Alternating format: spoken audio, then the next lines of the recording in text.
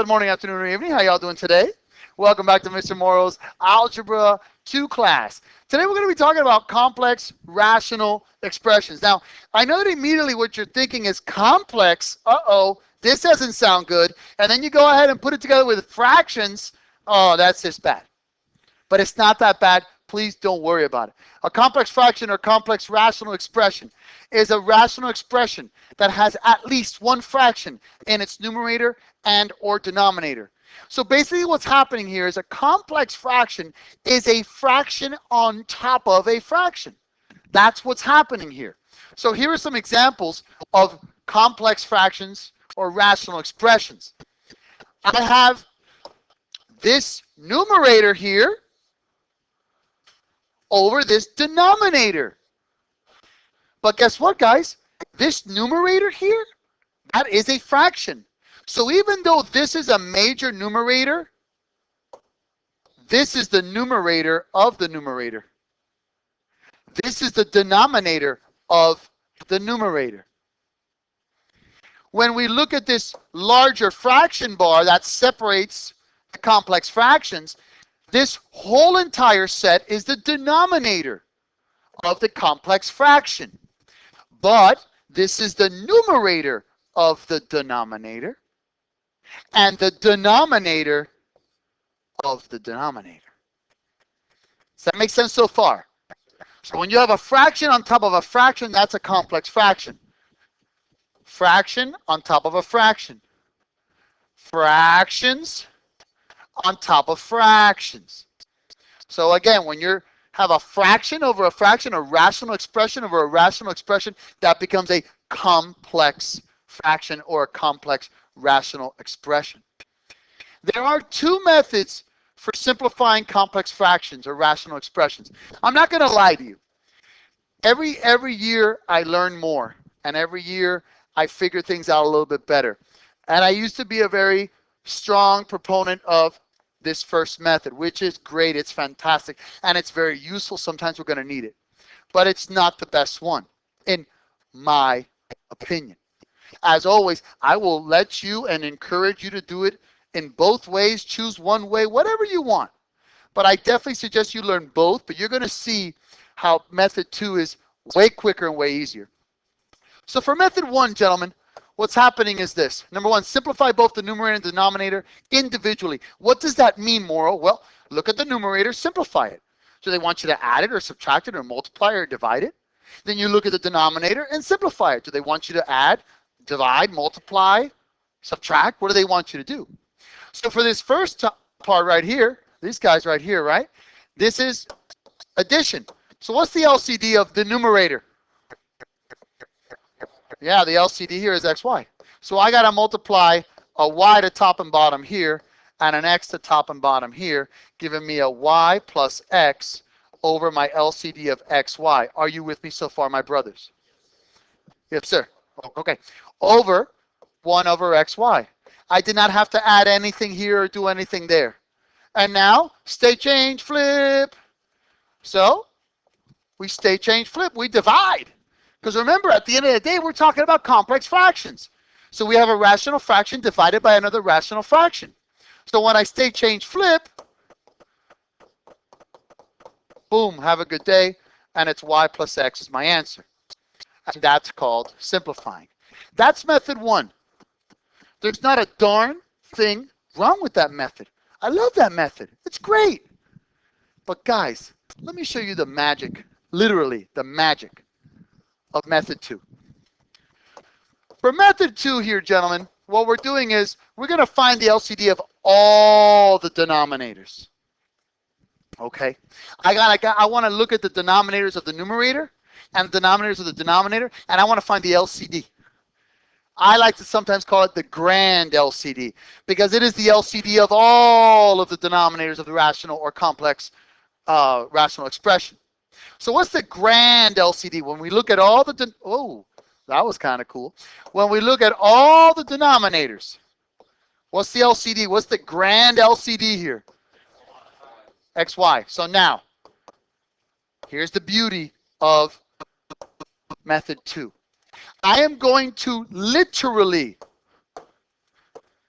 distribute the LCD to all of the numerators. I'm basically multiplying the LCD to all the fractions. I'm not multiplying it to the numerator and the denominator because I don't want to keep the denominator. I want to get rid of the denominator. I want to eliminate the denominator. So I'm going to multiply this guy. Oh my goodness. Sorry, guys. I want to multiply this guy by xy, and this guy by xy, and this guy by xy. Now, are you ready for me to blow you away? Okay, here we go. Goodbye, goodbye, y. Goodbye, goodbye, plus x. Have a good day. You're done. Talk to me, guys. Guys, what's up? Can I what? Go back and do that again. Do it again? You got it. Thank you. What's my LCD? Okay. So my LCD is xy. So I'm going to literally distribute the LCD to all of the numerators. So I'm going to multiply this by xy. I'm going to multiply this by xy. I'm going to multiply this by xy. Don't the x's cancel here, brothers? So I'm left with y. Don't the y's cancel here, brothers? So I'm left with plus x. Over, doesn't the x or y cancel out with the xy? Over 1, which equals y plus x. I told you. I told you. Now, let me show you how this continues to work. And when is it that I decide to use method 1 and when is it that I decide to use method 2? I'm going to tell you right now, about 80 to 90% of the time, I'm going to use method 2. If a question were to ask you, oh, use method 1, know that for me, Mr. Moro, you can use any method you want. I am not going to hold you to the fire of, no, you have to know method 1 or method 2. No, you have to know how to do this. I don't care which method you use, whatever makes sense to you. Now, I'm going to show you the speed of method 2. What's the grand LCD here? Okay, now, before I even show you the speed here, why is it that you're choosing method 2 here, Moto? Because whenever I have simple denominators and not many of them, I go method 2. The only reason I'm going to ever use method 1 is when I have more complicated and more numerous amounts of denominators. But right here, all I'm dealing with is an x and a y. So I'm going to multiply everything here by xy. Everything gets multiplied by xy. Now remember, guys, I'm not multiplying xy to numerator and denominator, just to the numerator. Because the whole point is to eliminate the denominators. Method 2 eliminates the denominators. So the x's go bye-bye. I'm left with a y. The y's go bye-bye. I got plus x. Over. The y's go bye-bye. I'm left with an x. And then plus xy. So I've got y plus x over x times y plus 1. And I'm done, son. Be honest. Tell me that isn't better than method 1. Talk to me. Wait. What happened? What happened? Ah, sorry, my bad. My bad. Thank you, guys. My bad. Thank you. Pay attention, Moto. Yes, sir. Yes, Papa, I multiplied the LCD to every single fraction. In other words, numerator, yeah. Not to the numerator and denominator. That's what I do when I want to add fractions. But here, using method 2, I want to eliminate the denominators. So I'm multiplying the LCD to every single numerator. Yes, sir.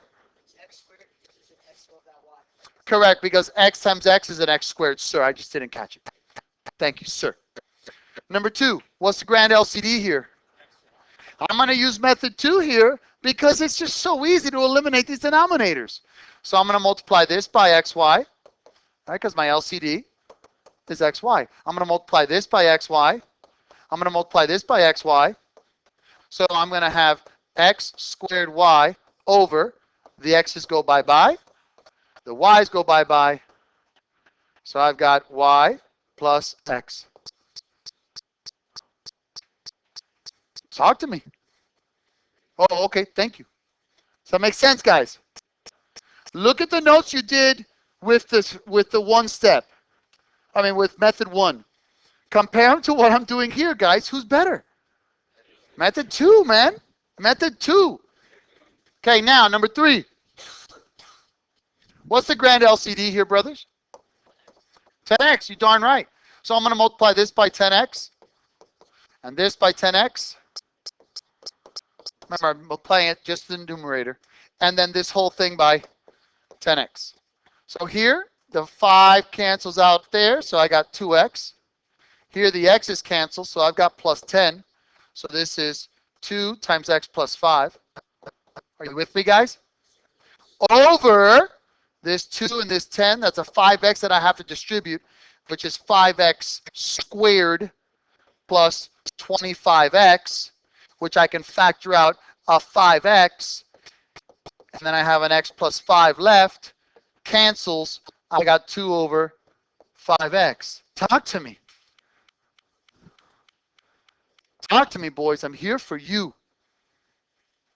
Does that make sense? Does that make better sense? Yeah? For sure? Okay, now, number 4. We can do it with method 2. Yes, sir. Correct. And then I took out a 5x, giving me x plus 5. Thank you, my man. Now here, guys, do you see how I have an x plus 1, and an x minus 1 as denominators? This is going to be very nasty, okay? Very nasty if I go method 2. I mean, really nasty. When I have a bunch of denominators here, I got 4 denominators. Immediately, I go method 1. Trust me on this. You can do it in method 2, but it's going to lead to confusion and misery. So there, do method 1. So what's my LCD of just this part here? That's right. So that's an x and x plus 1. So I'm going to multiply an x plus 1 here, and I'm going to multiply to both numerator and denominator, because I want to get the common denominator, and I'm going to multiply an x here. You with me here, guys? So this is going to give me, not 2, this is going to give me x squared minus 2x minus x, so minus x minus 2 plus 2x, which cleaned up is x squared plus x minus 2 over x times x plus 1. All I did was in blue there. That was my numerator. Is everyone with me? Now I'll do my denominator in red so you can differentiate. I'm going to multiply here an x plus 1, and I'm going to multiply here an x minus 1, because my LCD of the denominator is x plus 1, x minus 1. You with me, guys? Yes, no, maybe kind of, sort of? Okay, so now, what do we have here? We've got now 3x plus 3. I have a negative 1 that I must distribute. Be careful. Minus x plus 1 over x minus 1, x plus 1. Okay, I got to continue here. You ready? You guys ready? Now I'm going to do this next stage in green. All right. So my numerator of the numerator I can factor, and that's going to be x plus 2 and x minus 1 over x times x plus 1. Okay. We're going to state change flip. So times x minus 1 times x plus 1 over 3x minus x is 2x, and 3 plus 1 is 4. But I'm going to go ahead and simplify that, take out a 2. So I'm going to have a 2x plus 2. Now it's the fun part. Bye-bye, bye-bye, bye-bye, bye-bye. And my answer is x minus 1 squared over 2x. That, believe it or not, as much of a mission as that was, because I know it was a mission, I know, as much of a mission as it was, I promise you, half the mission as if you would have done it in method 2. So that's when you do method 1, when you got multiple denominators. Does that make sense, boys? Thank you, gentlemen. And then last but not least, oh, Marta, you got 4. Yeah, but they're all variations of y, right? Yes, sir. Well, it's just like this. This is kind of like a problem of like the last one. I have 4 denominators, but they're all very simple denominators. So me, I'm going to go method 2. What's my grand LCD here? Yeah, y cubed. Make your life easy. So multiply that by y cubed, y cubed, y cubed, y cubed. Now, one of these go bye-bye, so I have 2y squared. All 3 of those go bye-bye, so I have 8. So I got a 2 times y squared minus 4, which equals a 2 times y plus 2, y minus 2. Over, these 2 y's go bye-bye. I've got a 2y. One of these goes bye-bye. I have plus y squared. So I take out a y, and I'm left with y plus 2. Have a good day. So I've got 2 times y minus 2 over y. Tell me that that method 2 isn't awesome. Yes, sir. Correct. This y cancels out with y cubed, giving me a y squared left over, sir. Yes, sir. You can never simplify that right at the set of the problem. Okay, no, you don't want to, for example, I'm not being sarcastic, but how would you have thought that you could have simplified from the beginning here? No, okay. If I were to say change flip, I'm so proud of you. Thank you for asking.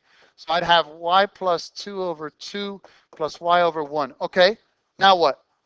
I cannot go, oh, I can take this guy away with this guy. Not because this is a difference and that's a sum. I haven't solidified it yet. Thank you so much. So we're going to do like this because all of that's wrong. Okay, there we go. Does that make sense? Thank you, my brother. Last but not least, gentlemen, you guys with me? You ready? Actually, let me just bring this down so we have room. Okay. I got an x plus 2. So what do you think I'm going to use? What method? Method 2, for sure. I'm going to multiply this by an x plus 2, this by an x plus 2, this by an x plus 2, and this by an x plus 2. Bye-bye. 1 plus x plus 2. So that's x plus 3. That's my numerator. Okay. Here, I've got x squared plus 2x. Now, please remember this is a negative 3. So minus 3x minus 6. Cleaned up, it gives you x squared minus x minus 6. So this is x plus 3 over, is that going to be factorable? Yeah, but we're not going to cancel anything out. This comes out to be x minus 3 and x plus 2, which cannot factor, and you're done. Wouldn't you cancel out x plus 2? Come again? The second denominator, minus 3 over x plus 2, wouldn't you cancel out the x plus 2?